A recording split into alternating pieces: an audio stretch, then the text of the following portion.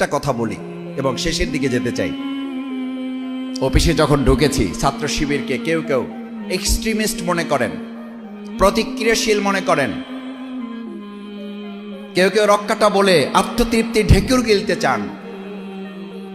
আমাদের ভাইদের যখন 7 জনকে শহীদ করা হয়েছে, মুজাহিদ ভাই শহীদ, হাফেজ শিপন ভাইকে, মাসুম ভাইকে, আমাদের চোখের সামনে রক্তাক্ত কফিন যখন, সেই সন্ধ্যা 7টায় যখন আমি অফিসে ঢুকি, অফিসে দোতলায় আমাদের অফিস, ঢুকতে গিয়ে নিচতলায় গিয়ে দেখলাম যে 14 জন লোককে একটা রুমের মধ্যে বসিয়ে রাখা হয়েছে।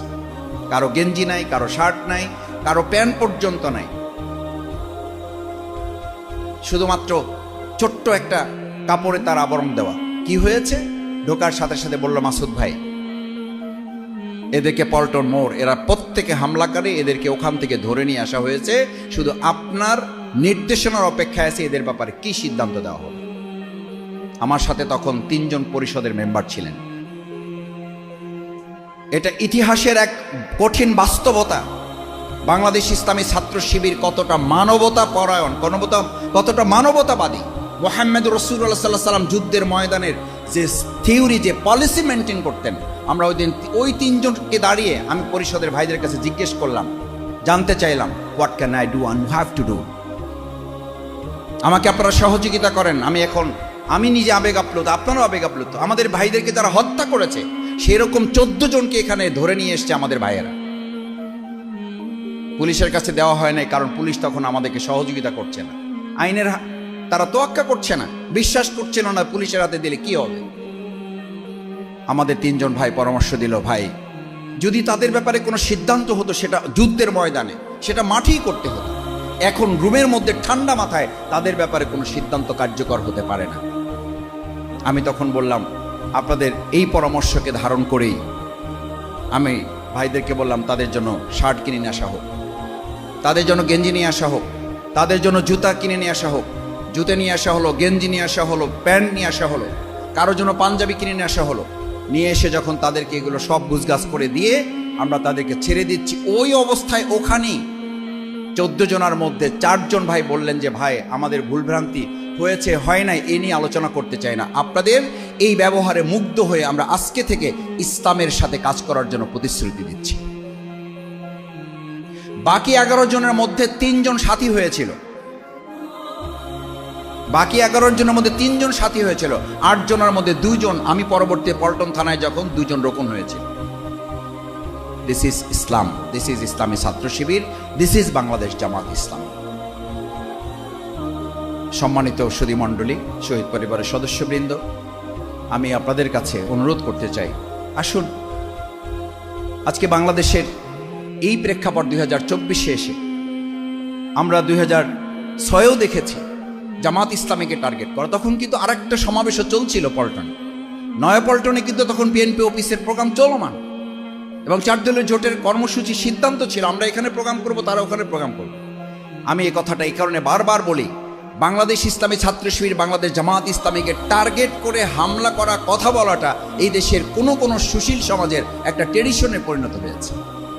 মানে কেউ যখন হাইলাইটস হতে চায়, কেউ যখন নিজেকে জাহির করতে চায়, এটার একটা পথই হচ্ছে জামাত ইসলামী ছাত্র শিবির কিনে কথা বললেই তিনি হাইলাইটস হতে চান, তিনি নিজেকে জাহির করতে চান, এবং এটা একটা পথ বের হয়েছে। সেদিনও 2006 সালে 28 অক্টোবর পাশেই প্রোগ্রাম হচ্ছে, মাথা ব্যথা নেই, ওখানে হামলা নেই, ওখানে সংঘর্ষ নেই, ওখানে শাহাদাত নেই, ওখানে পুলিশের কোনো বিষয় নেই। অথচ আমরা বারবার প্রশাসনকে বলছিলাম, তখন আমাদের মন্ত্রী আছেন, তখন স্বরাষ্ট্রমন্ত্রী লুৎফুজ্জামান বাবর সাহেব আছেন আমাদের অফিসে বসে, আমি কেন্দ্রীয় সভাপতি এই হিসাবে বলছি, আমি পাশে থেকে মুজাহিদ ভাইকে সেভারাল টাইম ফোন করতে দেখেছি। লুৎফুজ্জামান বাবর সাহেবকে আমরা সকাল 7টা থেকে বিকাল 3টা পর্যন্ত তাকে ফোনে উদ্ধার করা সম্ভব হয় নাই। কেন? সরকার আছে তো, তখন হস্তান্তর তো হয় নাই, 4 দলীয় জোটে আমরা আছি তো, নয়াপল্টনে একটা প্রোগ্রাম চলমান, এত বড় সংঘর্ষ চলছে, কেন আমরা একসাথে প্রতিরোধ গড়ে তুলতে পারলাম না? কেন শুধু ছাত্র শিবির, কেন শুধু জামাত ইসলামীকে এটা মোকাবেলা করতে হবে? 2024 সালের জুলাই আগস্টে শুধুমাত্র জামাত ইসলামী ছাত্র শিবিরকে কেন নিষিদ্ধ হলো? এই প্রশ্নগুলো জাতির সামনে তুলে ধরা হবে। এই কারণে যে বাংলাদেশের জন্য এমন একটা অ্যাসেট জামাত ইসলামী ছাত্র শিবিরকে আল্লাহ তাআলা করেছেন, যুগে যুগে কালে কালে সমস্ত দেশের শত্রুরা এবং আধিপত্যবাদীরা জামাত ইসলামী ছাত্র শিবিরকে টার্গেট করে কাজ করতে পছন্দ করে। এই পছন্দ করার অর্থই হলো বাংলাদেশের জামাত ইসলামী এবং ইসলামী ছাত্র শিবির হচ্ছে এই দেশের সবচেয়ে বড় সম্পদ, জনগণের ভালোবাসার বস্তু, এবং আগামী দিনে একটি মানবিক রাষ্ট্র বিনির্মাণের সবচেয়ে বড় প্রতিক্রিয়া হচ্ছে বাংলাদেশ ইসলামী ছাত্র শিবির, বাংলাদেশ জামাত ইসলামী। আসুন, আমাদেরকে যতই টার্গেট করা হোক, ওই টার্গেট করেছিলেন বলে আজকে ছাত্র জনতা আমাদেরকে বিশ্ববিদ্যালয়ে টার্গেট করে আমাদেরকে একটা জায়গায় পৌঁছেছে।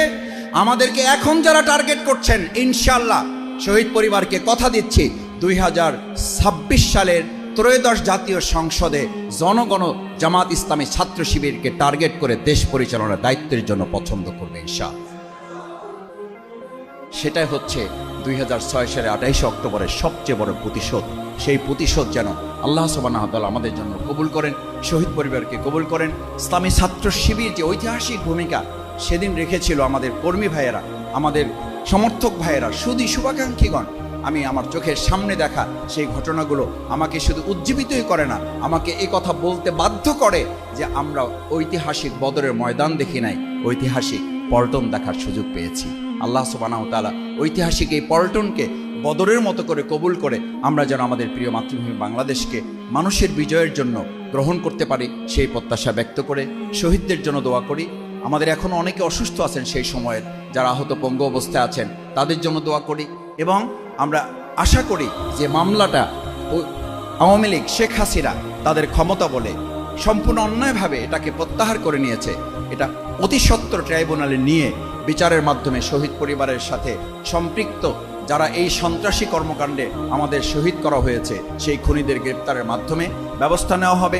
শহীদ পরিবারের প্রতি যে কৃতজ্ঞতা, আমাদের রাষ্ট্রীয়ভাবে তাদেরকে স্বীকৃতি দেওয়া, রাষ্ট্রীয়ভাবে তাদেরকে পুনর্বাসন, রাষ্ট্রীয়ভাবে তাদের পাশে দাঁড়িয়ে 2024 জুলাই আগস্টের গণঅভ্যুত্থান যেমনভাবে আমরা তাদেরকে ওন করতে পেরেছি, 2006 সালের 28 অক্টোবর আমরা সেটাকে ওন করতে পারি নাই, কারণ এটা শুধু জামাত ইসলামী ছাত্র শিবিরের সম্পদ বলে মনে করা হয়। আমি আজকে আস্তে আস্তে খেয়াল করলাম মিডিয়াগুলো, আমাদের প্রচলিত মিডিয়া, আমি সব মিডিয়াকে বলছি না, অত্যন্ত দুর্ভাগ্যজনক 2006 সালে 28 অক্টোবরের এই ঘটনা আজকের মেইন স্ট্রিম পত্রিকাগুলো আমি আস্তে আস্তে দেখার চেষ্টা করলাম, দুই একটা ব্যতিক্রম ছাড়া কোনো মিডিয়া আজকে 2006 সালে 28 অক্টোবরটাই ধারণ করতে ব্যর্থ হয়েছে।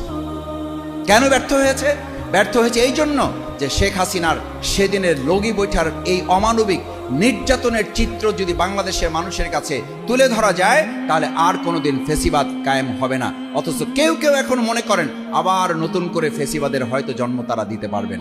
মিথ্যা আশ্বাসে আর লাভ হবে না, কোনো ক্রমেই আর ফেসিবাদ এদেশে মাথাচাড়া দেওয়া হবে না এবং দিতেও দেওয়া হবে না। এই শহীদ পরিবার, শহীদদের অনুসারী, ইসলামী ছাত্র শিবিরের একজন কর্মী সমর্থক বেঁচে থাকতে আমরা তা হতে দেব না ইনশাআল্লাহ।